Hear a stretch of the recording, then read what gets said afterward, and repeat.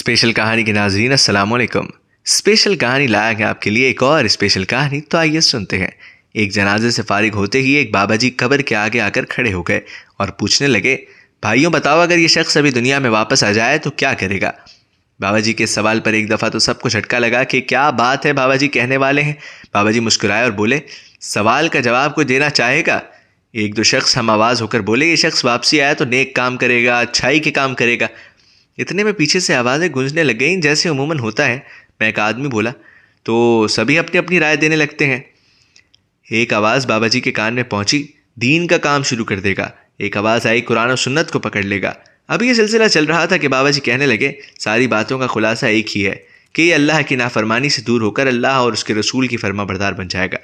لیکن بھائیوں، بات یہ ہے کہ یہ کبھی نہیں آئے گا، ہاں مگر تم لوگ جاؤ گے۔ یہ کبھی نہیں کر سکے گا، لیکن تم لوگ باہر ہو، اس لیے تم لوگ وہ کرو جو یہ کرنا چاہتا ہے۔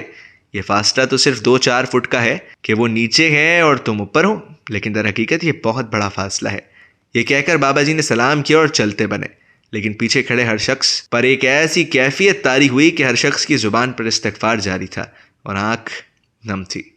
کاش ہمیں بھی کسی جنازے سے عبرت حاصل ہو اور ہم فکر آخرت میں گناہوں سے توبہ کر کے نیک اعمال کرنے لگے۔